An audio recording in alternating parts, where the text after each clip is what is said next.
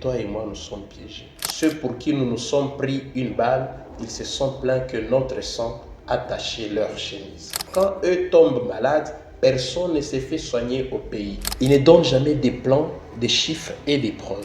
Ils te donnent seulement la vision. Quand ils accèdent là où ils voulaient être, ils n'appellent pas nos ingénieurs, nos enfants pour construire. Maintenant, je vais te poser une question sincère. Est-ce que tes ancêtres voulaient que tu deviennes esclave de la haine, que tu détestes seulement les gens, ou bien que tu deviennes un bâtisseur?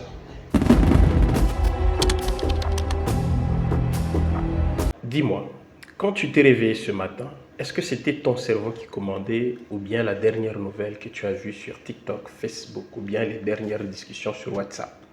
Qu'est-ce qui commandait? Dis-le-moi dans les commentaires. Regarde ces messieurs, il s'agit bel et bien des Bonoa. Ah, quand tu le vois, quelque chose te revient à l'esprit. Et figure-toi, c'est le monsieur qui a dit que le 25 décembre 2025, ça allait être la fin du monde.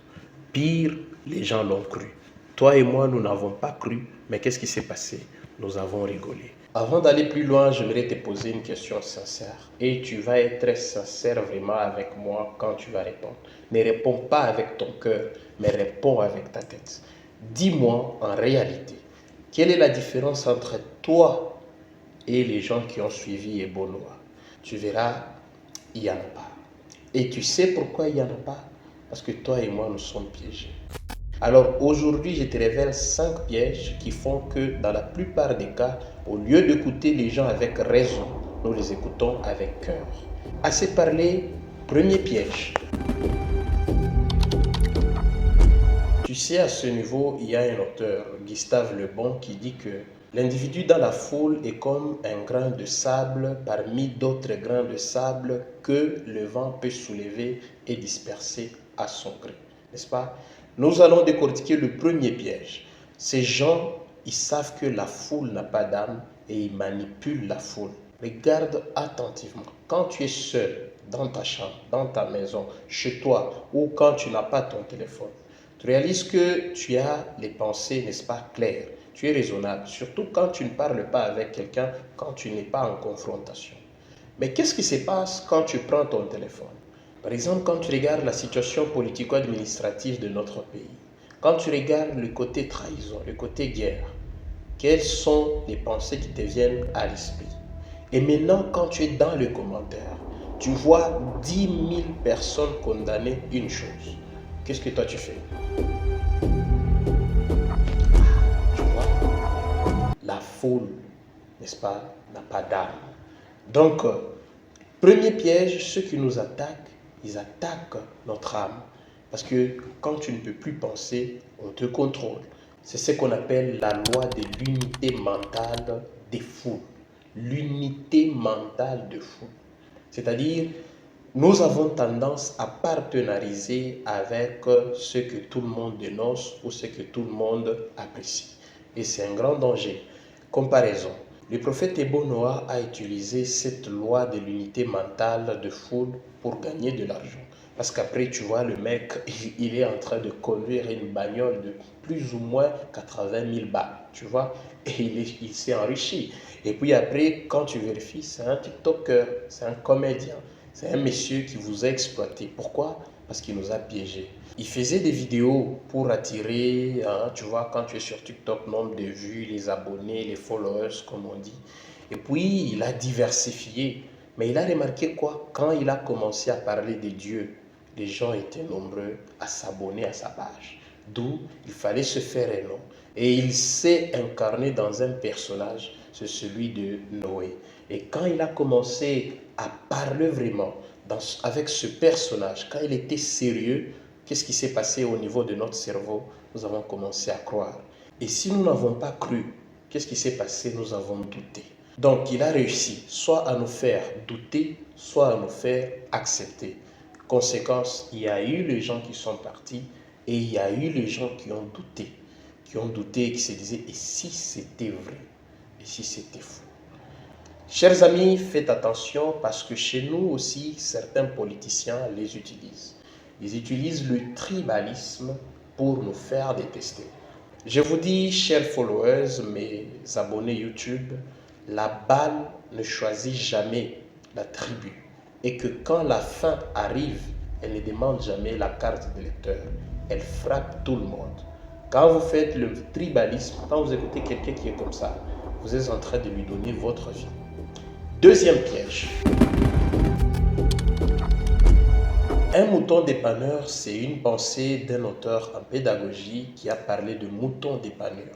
Il s'agit d'une comparaison, n'est-ce pas? Quand tu vois les moutons, les béliers qui sont conduits à l'abattoir, ils sont en train de bêler, en d'autres termes, de chanter. Donc, ils chantent pour leur propre mort. C'est comme ça que les manipulateurs utilisent ces pièges pour nous faire faire des bêtises. Regardez ce qui s'est passé dans notre pays en 1991. Nous avons pris les armes les uns contre les autres pour nous entretuer. Et quand la fin était venue, c'est là qu'on a parlé de kwashiorkor, c'est là qu'on a parlé des farines jaunes, c'est là qu'on a parlé de la nourriture donnée aux porcs, n'est-ce pas? Et tout ça, ça frappait qui? Ça n'a pas demandé votre tribu, ça n'a pas demandé votre carte d'électeur, ça n'a pas demandé votre appartenance politique, mais ça frappait tout le monde. Mesdames et messieurs, ici, celui qui vous piège, le manipulateur, il utilise ce piège pour, n'est-ce pas, vous pousser à faire des bêtises. C'est ce qu'on appelle le syndrome de la dissonance cognitive. Dissonance cognitive, c'est quoi? C'est ce qu'on dit. Tu sais que ce que tu fais, c'est mal, mais parce que tout le monde l'a approuvé, tu es obligé de l'approuver. Ça nous arrive dans nos milieux professionnels. Qu'est-ce qui se passe quand ton entourage détourne l'argent et que toi, tu es là? C'est là qu'on parle du système qui change. Donc, ce n'est pas nous qui changeons le système, mais c'est lui qui nous change. Tu vois un peu, quand tu as des théories comme ça, tu te les ramasses partout dans ton milieu professionnel, sur les réseaux sociaux. Ta raison est là, mais tu refuses de l'écouter. Pourquoi? Parce qu'écouter ta raison serait perçu comme un acte de trahison. C'est comme ça que les gens utilisent ça. Vous vous dites, si je ne fais pas ça par mon appartenance à ma tribu, par appartenance à ma tribu politique, ma tribu religieuse, ma tribu ceci, ma tribu cela, si je ne fais pas ça, je vais trahir mes ancêtres. Donc, la raison te dit, attention, fais gaffe, ce que tu fais, c'est pas bien, mais l'émotion te dit, et tu vas trahir tes ancêtres. Et malheureusement, nous écoutons ça. Conséquence de ce syndrome de la dissonance cognitive, c'est-à-dire si nous préférons écouter les émotions à la place de la raison. Regardez Ebonoa, il s'est enrichi, il est devenu très riche, n'est-ce pas? Et nous nous sommes appauvris, tu vois un peu. Et les autres, les manipulateurs, utilisent le même piège pour nous faire du n'importe quoi. Regarde. Par émotion, on peut voter quelqu'un de telle ou telle autre tendance, n'est-ce pas? Par émotion, on peut écouter quelqu'un de telle ou telle autre idéologie. Et le bizarre, c'est quoi? Quand nous avons accepté de faire le mal comme ça, qu'est-ce qui se passe? Eux-mêmes pour qui nous avons combattu, ils nous abandonnent. C'est ce qu'on a toujours dit, ceux pour qui nous nous sommes pris une balle, ils se sont plaints que notre sang a taché leur chemise. Comprenne qui voudra. N'est-ce pas, mesdames et messieurs? Alors, il faut faire très gaffe parce que nous combattons pour eux. La preuve qui nous empêche d'évoluer, c'est quoi? Quand eux tombent malades, personne ne s'est fait soigner au pays. C'est-à-dire, ils vous insultent, ils vous dénigrent, ils vous disent, écoutez, il n'y a pas de médecin ici, on ne peut pas nous soigner ici. Vous êtes incapable, n'est-ce pas, d'inventer, de faire des choses. Donc, on peut dénigrer plus de 100 millions d'habitants pour aller se faire soigner à l'étranger. C'est là que tu dois comprendre que chaque balle portée sur ton frère, c'est un médecin que tu as tué, c'est un ingénieur que tu as tué. Quand ils veulent faire des projets de haute construction, ce ne sont pas vos ingénieurs qu'ils appellent. Ils appellent les ingénieurs d'ailleurs. Une autre insulte, un autre patriotisme mal compris et mal vécu. Ils vous disent, parmi vous, vous ne savez pas réfléchir. Et pourtant, quand ils veulent revenir pour vous piller davantage, ils utilisent le piège, n'est-ce pas, de la dissonance cognitive. Comprenne qui voudra. Troisième piège. Quand tu vois l'automate, c'est le robot. Quand le robot agit, il ne réfléchit pas.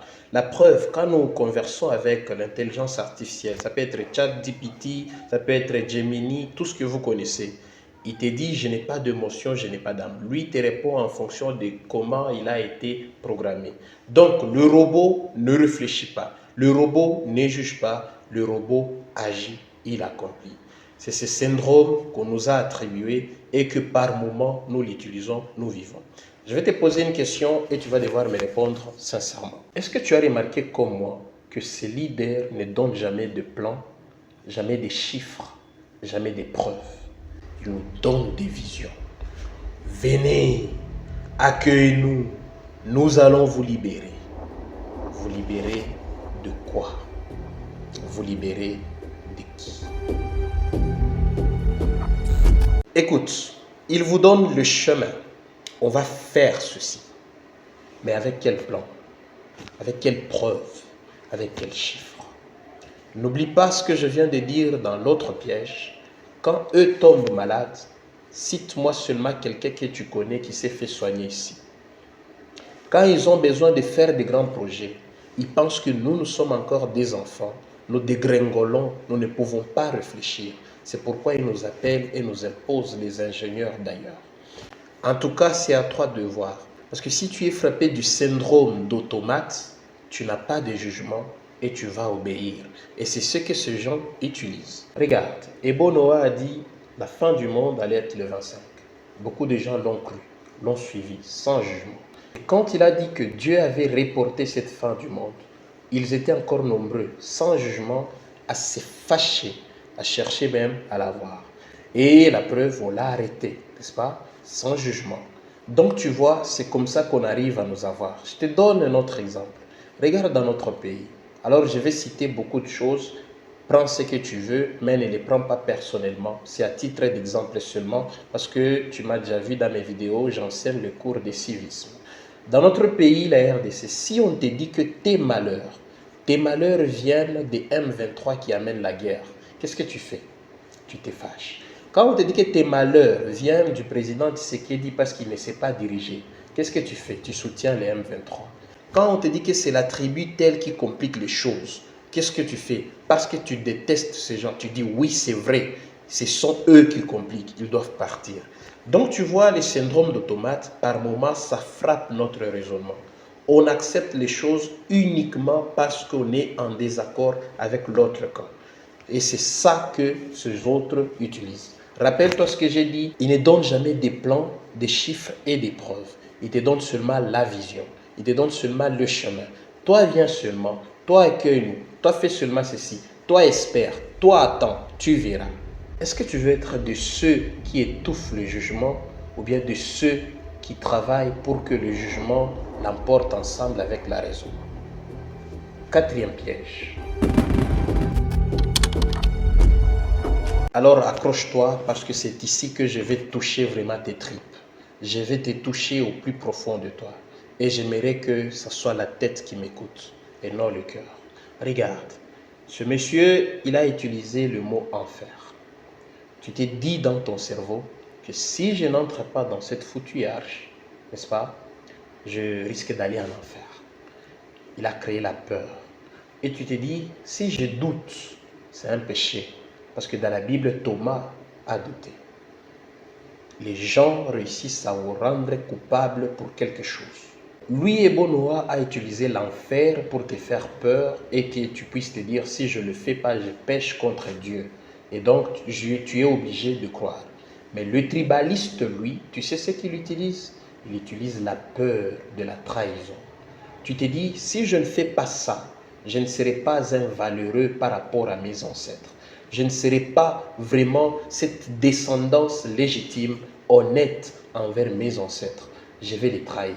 Donc tu seras obligé d'agir par peur de trahir tes ancêtres. Maintenant, je vais te poser une question sincère.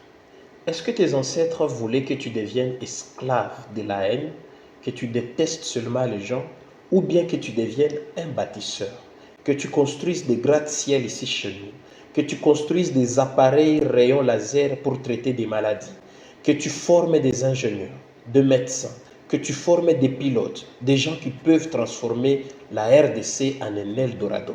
Est-ce que tes ancêtres voulaient que tu deviennes ça ou bien que tu deviennes quelqu'un porteur de haine? Réponds-moi avec sincérité. C'est là que tu comprendras que le syndrome, la manipulation par la culpabilité nous empêche de faire beaucoup de choses. C'est ce qu'on appelle le conditionnement opérant. Tu es beaucoup plus récompensé quand tu fais le mal que quand tu cherches le bien, la paix et quand tu poses les bonnes questions. C'est à toi de voir de quel camp tu veux être. Le camp de ceux qui font le mal et qui sont récompensés, ou bien le camp de ceux comme Lumumba, comme les héros que nous avons fêtés ce 4 janvier, comme tous ces héros dans l'ombre qui ont donné leur vie, les deux qui sont morts, assassinés avec Lumumba. Tu vois, mec, ce qui est arrivé à Lumumba, on l'a arrêté, ça ne leur a pas suffi. On l'a crevé les yeux, ça ne leur a pas suffi. On l'a tiré à bout portant, ça ne leur a pas suffi. Tu sais ce qui s'est passé? On a pris la tronçonneuse, on l'a découpée à 1000 morceaux. Ça ne leur a pas suffi. On l'a brûlé.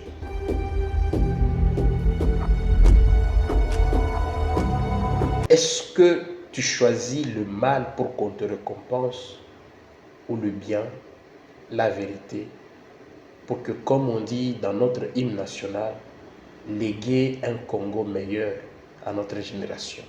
Sur cette chaîne, nous nous interrogeons. Quel Congo allons-nous laisser à la génération future et quelle génération future allons-nous laisser à la RDC? C'est là que Pascal Mwangala vous répond, un journaliste bien que j'aime beaucoup en RDC.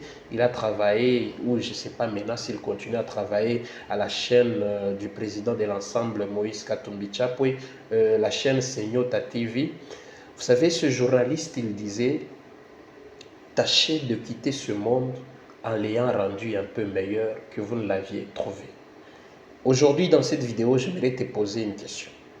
Depuis que tu existes, depuis que tu as la conscience de choisir entre le bien et le mal, quelles sont les activités que tu as faites pour rendre ce monde meilleur? Réponds-moi dans les commentaires. Et quelles sont les activités mauvaises que tu peux dénoncer et qu'on peut dénoncer ensemble? Écris-les dans les commentaires pour que ça puisse nous aider ensemble à lutter contre ces bavures et ces déviations. Cinquième piège et le dernier, le plus important. Tout le monde veut avoir raison. Une information confirmée par 10 000 personnes, c'est très vrai qu'une information doutée par une personne. La preuve, regarde tous ces gens en train de se diriger vers l'arche. Tu vois, ils sont là sans se poser des questions. Pourquoi? Parce qu'ils sont frappés par tous ces syndromes, ces pièges que j'ai cités avec toi. L'urgence de la raison, nous devons faire gaffe. Ce n'est pas parce qu'une information n'est pas contredite qu'elle est vraie. Apprends à chercher la vérité par toi-même. Les gens nous vendent la raison. Regardez ce qui s'est passé. Regardez ce qui s'est passé par haine, par tribalisme, par tendance politique, par haine et par fidélité politique. Nous acceptons de faire beaucoup de mauvaises choses. Mais n'oublie jamais les éléments que je t'ai révélés dans cette vidéo. Quand eux, ceux pour qui nous nous battons, tombent malades, ils ne se font pas soigner au pays. Quand ils accèdent là où ils voulaient être, ils n'appellent pas nos ingénieurs, nos enfants pour construire. Ils appellent les autres pour venir fabriquer nos rêves. Ils apprennent les autres à venir prendre ce que nous avons.